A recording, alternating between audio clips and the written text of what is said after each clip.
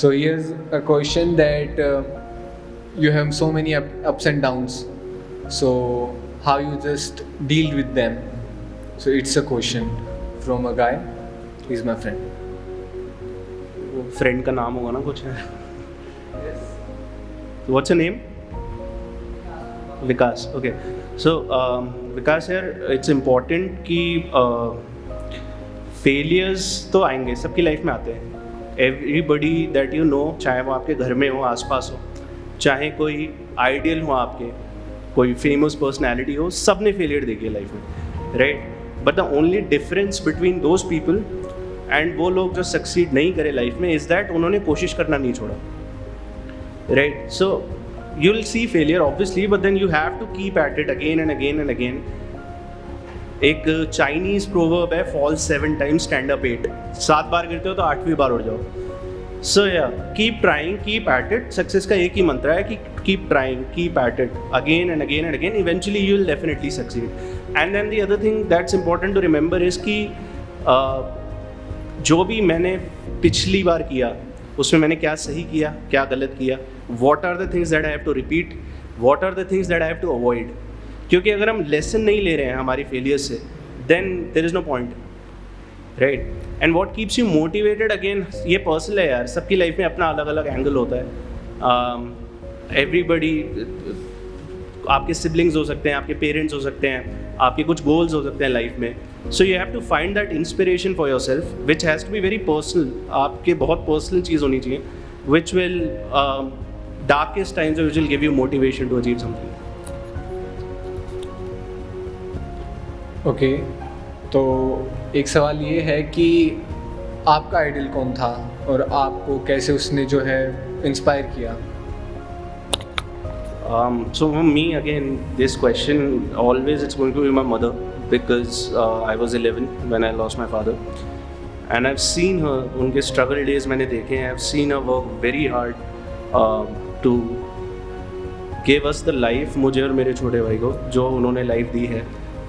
Despite all the challenges is not easy. अच्छा, बचपन में आप समझ नहीं आता, मुझे नहीं आता था. ऑब्वियसली आई वाज 11, तो मुझे क्या ही समझ थी लाइफ की.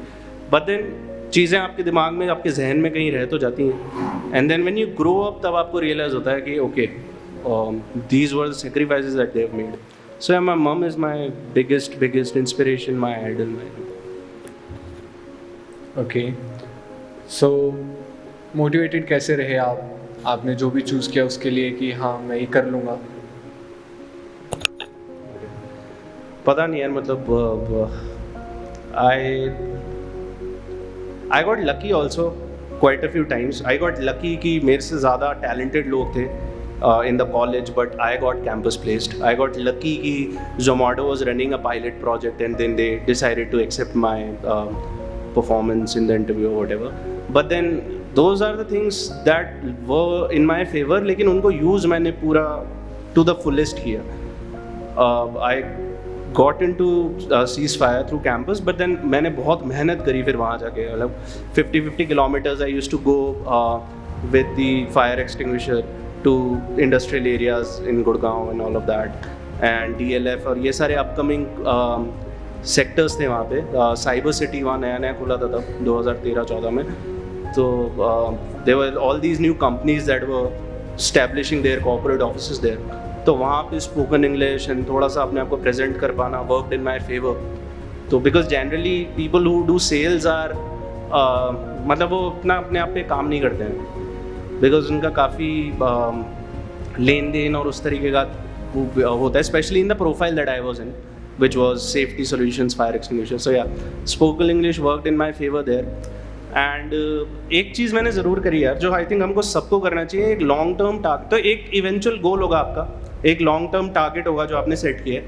फिर उसको आप ब्रेक करो कि अगले 1 साल में मुझे ये अचीव करना है, अगले 6 महीने का मेरा ये टारगेट है, अगले 3 महीने का मेरा ये टारगेट है. And then every 3 months 6 months keep rechecking कि मैंने क्या अचीव कर लिया, क्या मेरे को और मेहनत करनी है इसके लिए. So break your bigger target into small targets. That's about it. That will, मतलब those short term, it's not all emotional obviously यार, बहुत ज़्यादा practical चीज़ें भी हैं, आपको मेहनत करनी पड़ेगी.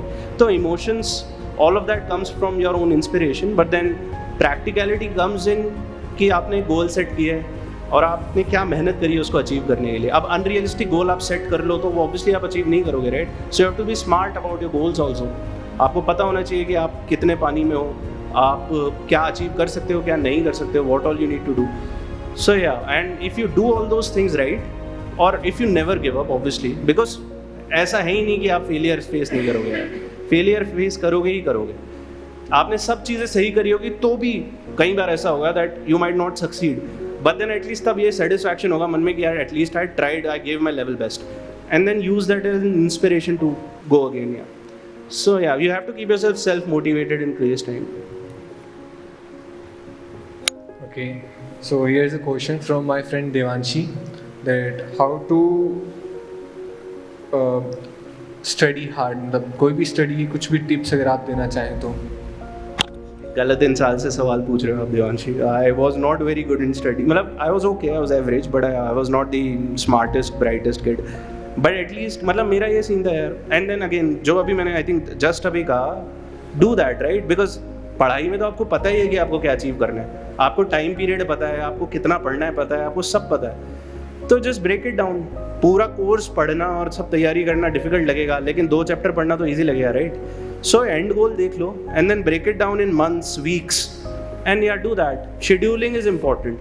जो नौकरी में जाके मैंने करी, पढ़ाई के टाइम नहीं करी, अगर कर लेता तो शायद जो स्ट्रगल पीरियड था वो मेरा थोड़ा कम हो जाता। सो या, जो पढ़ रहे हो, स्पेशली अब आप लोग कॉलेजेस में हो, तो इट्स इम्पॉर्टेंट कि केवल कोर्स वो रट्टू तोता बनने का कोई फ़ायदा नहीं है। मार्केट का नॉलेज होना चाहिए कि यार मेरा 4 साल 3 साल बाद जब मैं इस कॉलेज से निकलूँगा तो मुझे क्या करना है लाइफ में, वो सबसे पहले वो जानना ज़रूरी है। Do that, figure out what you want to do in life, and then उससे रिलेटेड आजकल तो सब कुछ इजीली अवेलेबल है आपके फ़ोन्स पे।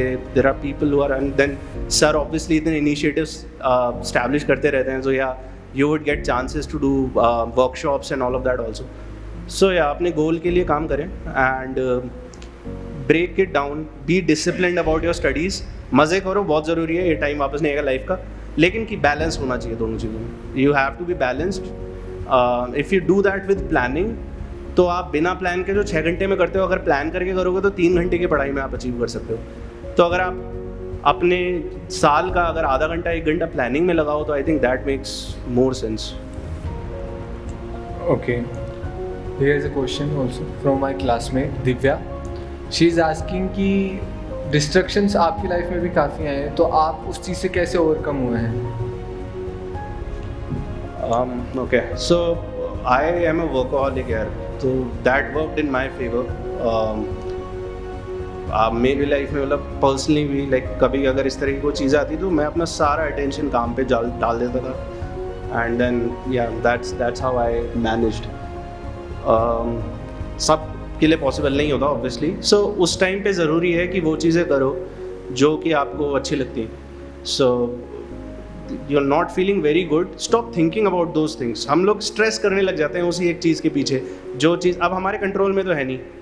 So stop worrying about that, move on, do things जो आपको पसंद है। जिसको क्रिकेट देखना पसंद है क्रिकेट देख ले, जिसको म्यूज़िक पसंद है वो म्यूज़िक सुन ले, अपने आप को डिस्ट्रैक्ट करो उस चीज़ से, और फिर एक पॉजिटिव एटीट्यूड के साथ अपने गोल के लिए काम करो। I think that's the only way. आपको पॉजिटिव तो खुद होना ही पड़ेगा यार।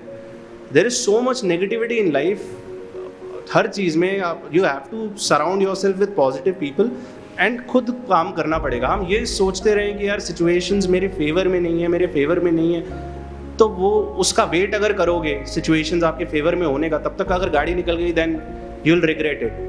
सो rather focus on the positives, और उन चीज़ों पे काम करो ना जो आपके कंट्रोल में है। जो चीज़ आपके कंट्रोल में नहीं है उस पर थॉट देने का फ़ायदा नहीं है कुछ। Okay, so as you mentioned that you lost your father when you were in 11th, yeah. So it was a time, so crucial time. I was 11 years old. Okay, you were 11 years old. So it was a time, it was so crucial for you, and it's so depressing also. So my friend Karthik is asking that आप उससे कैसे deal किए जो आपका depression था? मैं बहुत छोटा था यार, मैं 11 साल का था, और मेरा पूरा फोकस चला गया मेरे भाई पे जो 3 साल का था। So my brother was 3 years old, and obviously mom was not around इतना, obviously because she had to earn and get food on the table, right? So मेरा पूरा फोकस गया फिर मेरे भाई पे कि या, and then he became my best friend, we used to spend all the time together, उसका ध्यान रखना, उसकी चीज़ें, दैट इज़, तो मैं तो कॉन्स्टेंटली इमीडिएटली दूसरे जोन में चला गया था. It was more about figuring things out for him rather than what loss was.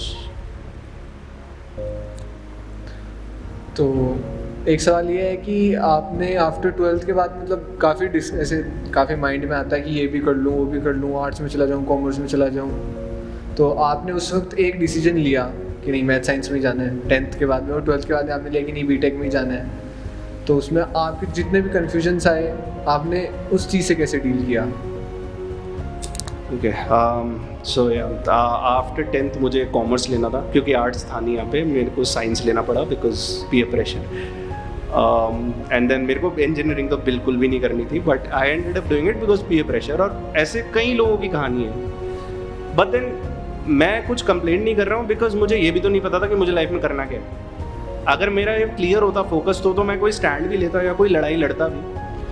But मेरे को यही क्लियर नहीं था कि मुझे लाइफ में क्या करना है. देन इट्स बेटर कि एक इंसान है जो कि जिसने दुनिया मुझसे ज़्यादा देखी है, जो मुझे बता रहा है कि यार ये रास्ता पकड़ ले, तेरी लाइफ सेट है, तो मैं वो करूँगा, राइट? तो आप लोग जो उस लाइफ की क्रॉस रोड्स पे हो, या तो ये फिगर आउट कर लो कि आपको लाइफ में क्या करना है, और ऐसे खुद से झूठ बोल के नहीं, एकदम बी ट्रू टू योरसेल्फ कि आपको पता है कि आप कितने पानी में आप अचीव कर सकते हो, नहीं कर सकते हो, all of that you yourself know. तो खुद से सच बोलते हुए या तो अपना रास्ता पकड़ लो, और अगर आप नहीं पकड़ पा रहे हो तो फिर जो पेरेंट्स समझा रहे हैं वो फॉलो दैट, और पर ईमानदारी के साथ फॉलो करो. ऐसे नहीं कि हाफ हार्टेड ठीक है एनरोल कर लिया but then you are not focusing on your classes, आप कुछ मेहनत नहीं कर रहे हो उस डायरेक्शन में, then that's wrong, that's also wrong. Then you are just existing, then you are not living, right?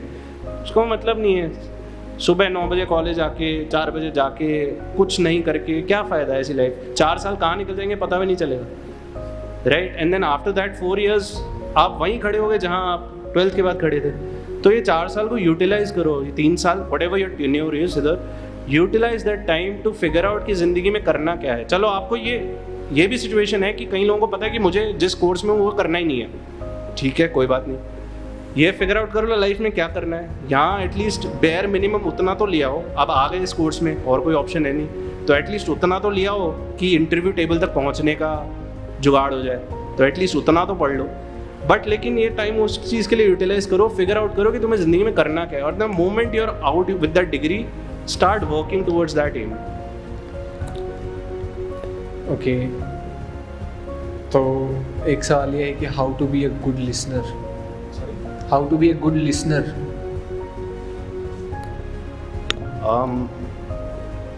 Okay, यार इंटरेस्ट अगर आपका होगा किसी चीज़ में, then you will automatically become a good listener. And then ये सिचुएशनल बेस्ड चलते हैं. ओके, अगर पढ़ाई की बात करें, क्लासरूम्स जो अभी आप लोगों के मोस्ट रेलेवेंट है, क्लासरूम्स की बात करें, अगर आपका इंटरेस्ट होगा, अगर आप थोड़ा बहुत पढ़ के आए होगे या आपको इंटरेस्ट होगा टॉपिक में, तो आप अपने आप आपका ध्यान, you will have that attention on the teacher, उनकी बात भी सुनोगे, बोर्ड पे क्या चल रहा है वो भी समझ में आएगा. अगर इंटरेस्ट नहीं है तो 5 मिनट का वो ड्रिफ्ट होता है ना कि अच्छा कहाँ था, अभी तो ये एक लाइन खींची थी, ये पूरा डायग्राम, वो होगा.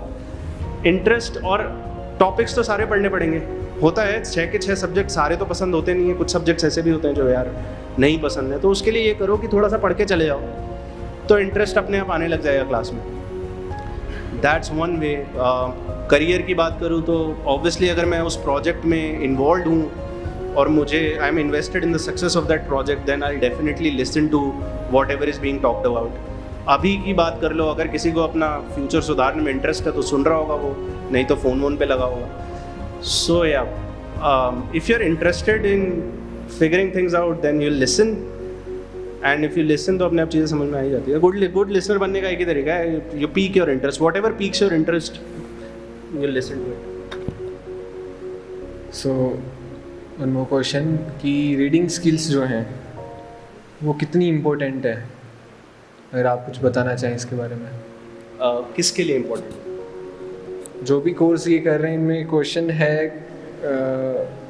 नाम नहीं मेंशन है, ये क्वेश्चन है कि रीडिंग स्किल्स कितनी इम्पोर्टेंट है. सो थोड़ा सा और कॉन्टेक्स्ट चाहिएगा. whoever has asked this question about reading skills, important for what?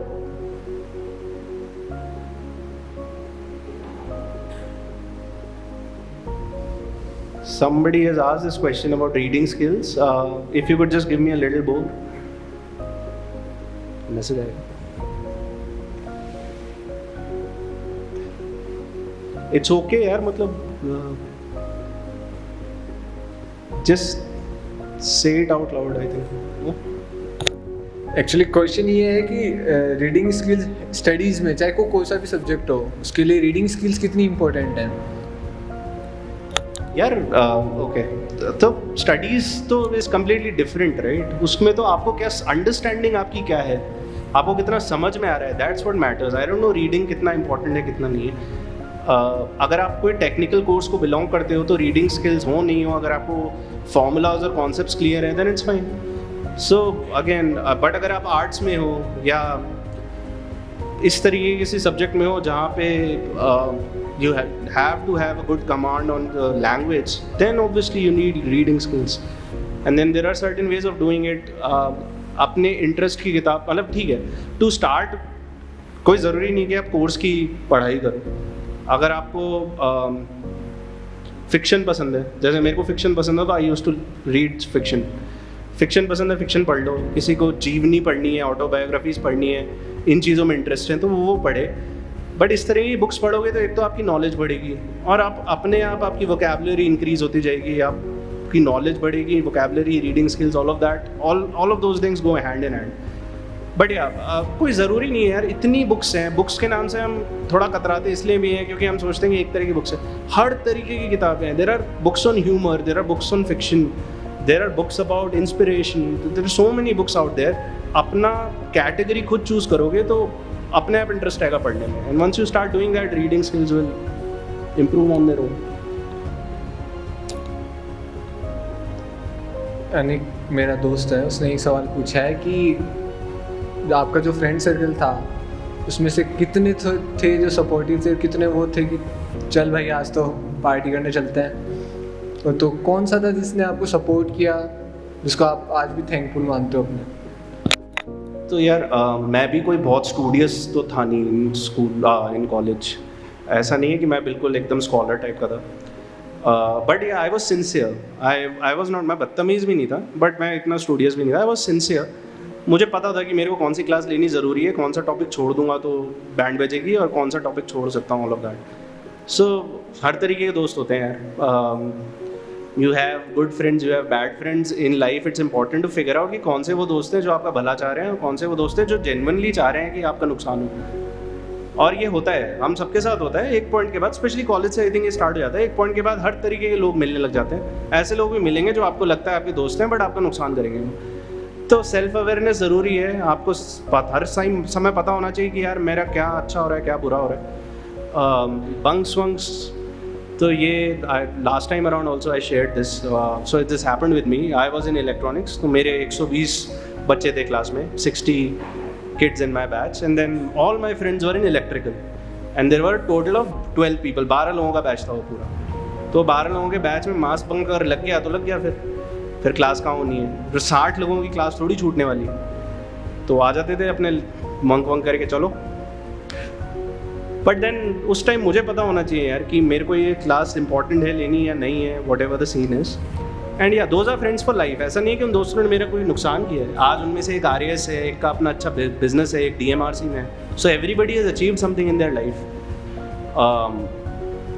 But या सेल्फ अवेयरनेस इंपॉर्टेंट है. आपको बाल पकड़ के खींच के तो कोई लेके जाएगा नहीं यार. आपको अगर लेनी है क्लास तो आप लोगे, अगर आपको करना है कुछ तो आप करोगे. और उसके पीछे अगर दोस्ती टूटती है तो फिर उस दोस्ती का वो मतलब नहीं, राइट? ऐसी चीज़ों के पीछे अगर दोस्त बोल दे कि नहीं भाई तू तो, then there is no point of it. Eventually, और ऐसा होगा भी तो इवेंचुअली उसको समझ में आ जाएगा कि नहीं यार ठीक है. तो जो ट्रू फ्रेंड्स होंगे उन लोगों को इन चीज़ों से फ़र्क नहीं पड़ेगा. ओके, एक क्वेश्चन मेरी फ्रेंड माही की तरफ से है कि आप पहले तो ये बताइए कि आप हिंदी बैकग्राउंड से या इंग्लिश बैकग्राउंड से, लाइक कोई भी लैंग्वेज आपकी? यार तो बैकग्राउंड तो हिंदी है, हम राजस्थान में रहते हैं सब लोग, तो हिंदी. मारवाड़ी तो नहीं इतना था हाउस होल्ड में, because migrated like every Kayasth and seeker we have been migrated from somewhere else. But yeah, background Hindi था घर में, but ICSE का पढ़ा हुआ मैं, सेंट मेरीज से पढ़ा हुआ हूँ, तो कॉन्वेंट स्कूल ICSE, तो I had a good command on spoken English. तो आपने हिंदी से इंग्लिश में जितना भी आपने कन्वर्जन किया खुद में, तो वो कितने टाइम में आपने कर लिया और किस तरह से किया? उसके लिए कोई भी टिप्स की कितनी आसानी से हम कर सकते हैं? सो हिंदी टू इंग्लिश बेसिकली यार ये मेरे पे सूट नहीं करता है, बिकॉज मैं बचपन से ही ICSE में पढ़ा हुआ हूँ, तो I had a good command in English. But मैं जानता हूँ ऐसे लोगों को जो कि बहुत बाद में हिंदी मीडियम से आके और जिन्होंने अब इतनी फ्लुएंट इंग्लिश बोलते हैं that even I can not match them. ऐसा एक बंदा मेरी क्लास में भी था स्कूल में, जो 11th में आया था, वो came into the school in 11th from a Hindi medium school, and then ICSE convent school में जहाँ मॉर्निंग प्रेयर्स हो रही है और इंग्लिश में बात करना कंपलसरी है, इस तरह की सिचुएशन है. But then he worked hard, मेहनत करी उसने बहुत, और उसने सोचा नहीं कि लोग क्या बोल रहे हैं. अगर आप ये सोचोगे, क्योंकि ऑब्वियसली पहली बार में आप 0 से 100 तो हो नहीं जाओगे, right? It will take practice. आप गलत बोलोगे, टूटी फूटी बोलोगे, स्टटर करोगे, लेकिन मेहनत करते रहो, बोलते रहो, रुको मत. लोग क्या बोलते हैं भाड़ में जाए, अपने आप से सच्चे रहो, अपने टारगेट को दिमाग पे लेके चलो, you will figure it out. And then there are certain ways जो मैंने भी किया है, मतलब ठीक है, बट मेहनत तो करनी पड़ती है. तो मैंने जो किया था वो मैं बता देता हूँ. इंग्लिश गाने सुनता था मैं बहुत, बिकॉज मेरे को म्यूज़िक पसंद था. तो जिसको म्यूज़िक पसंद है वो इंग्लिश सॉन्ग सुन ले, लिरिक्स खोल ले, आजकल तो सब इजीली अवेलेबल है. लिरिक्स बोलते जाओ, सुनते जाओ, अपने आप इम्प्रूव होगा. मूवीज़, अमेजिंग मूवीज़ बनती हैं हॉलीवुड में. जिसको मूवीज़ में इंटरेस्ट है, सबटाइटल लगा लो, मूवीज़ देखते जाओ. मतलब कोई ज़रूरी नहीं है यार, थोड़ी बहुत इंग्लिश तो सबको आती होगी. ऑब्वियसली नहीं आती है, then start looking at YouTube videos, वो और हर लेवल के यूट्यूब वीडियोज़ मिल जाएंगे. So start from there. Once एक बार थोड़ा बहुत बिल्ड हो गया है, लिसनिंग टू म्यूज़िक, मूवीज़ देखना विद सबटाइटल्स होने लग जाएगा. एक बार थोड़ा सेंस आ गया, उसके बाद बुक्स पढ़नी शुरू करो. सो दोज बुक्स अगेन जो मैं अभी बोल रहा था, have to be up from your choice. जिस तरीके का जॉनर पसंद है, जो जेनर पसंद है, उस जेनर की बुक्स पढ़ो. मेरे को फिक्शन पसंद थी, आपको कुछ और पसंद होगा, जो पसंद है वो पढ़ो. एंड देन या start reading out allowed with them. पहले पढ़ो, फिर धीरे धीरे बोलना शुरू करो, मिरर के सामने प्रैक्टिस करो. These are the ways of doing it. थोड़ा करते जाओगे तो 1 साल 1.5 साल के, अगर बिल्कुल इंग्लिश नहीं आती है तो 1 साल 1.5 साल के अंदर अच्छी इंग्लिश बोलने लग जाओगे. मतलब प्रेजेंटेबल इंग्लिश तो बोलने ही लग जाओगे. और इतना कोई बहुत मेहनत का काम नहीं है. आपको अपने हफ्ते में से 2 या 4 घंटे निकालने हैं. हफ्ते में से 4 घंटा निकालना, I don't think is a lot to ask. So yeah okay, thank you so much sir. तो 2 वे होता है यार ये, it's not 1 way. It's not just कि आप लोगों को सीखने को मिल रहा है, मुझे भी सीखने को मिल रहा है कि कौन सी बात कैसे बोली जाए, क्या बोला जाए, कब बोला जाए, कब चुप रहा जाए.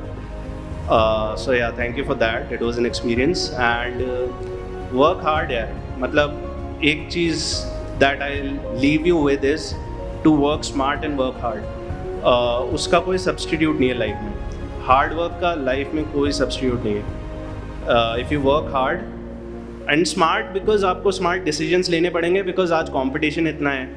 क्योंकि मैं अपने जैसे निकल के देखूं तो 100 मिल जाएंगे मेरे को, तो आप लोगों को भी यही फील होता होगा. बट कंपटीशन खुद से रखो, औरों से कंपटीशन मत रखो. अपना कंपटीशन खुद से रखो कि मैं आज जो हूँ मुझे उससे बेटर कल होना है. अगर आप वो करोगे और हार्डवर्क करोगे और फोकस रहोगे, फेलियर्स आएंगी जाएंगी, but eventually I think you will achieve something in life. So I think that's one thing that I leave you with.